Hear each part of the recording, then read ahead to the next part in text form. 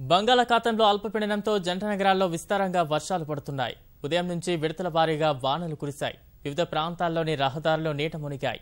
లోతట్టు ప్రదేశాలు జలమయమయ్యాయి.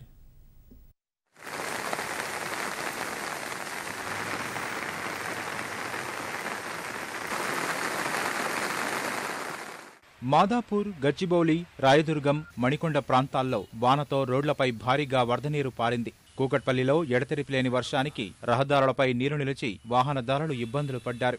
తార్నాక, ఉప్పల్, బోడుప్పల్, నాగోల్, ఎల్బీనగర్, దిల్సుఖ్నగర్, మలక్పేట, చాదర్ఘాట్లోనూ ఓ మోస్తరు వర్షాలు కురిశాయి. జంట నగరాల్లోని ప్రధాన రహదారులన్నీ వర్షపు నీటితో నిండిపోయాయి. నాలాలు పొంగిపొర్లాయి. కొన్ని చోట్ల వర్షం కారణంగా రాకపోకలకు అంతరాయం ఏర్పడింది.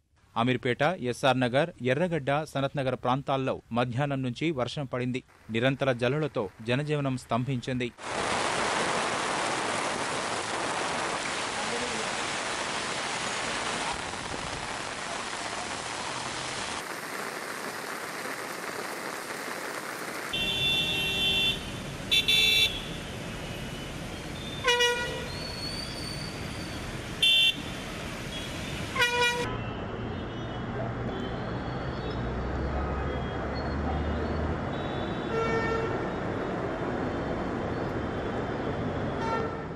శాసనసభ ఎదురుగా ఉన్న పోలీస్ కంట్రోల్ రూమ్ ముందు రోడ్డుపై భారీగా నీరు చేరి వాహనదారులు తీవ్ర ఇబ్బందులు పడ్డారు. ఎంజే మార్కెట్, బషీర్బాగ్ ప్రాంతాల్లో రోడ్లు చెరువులను తలపించాయి. సికింద్రాబాద్లోని పలు ప్రాంతాల్లో మోస్తరు వర్షం కురిసింది.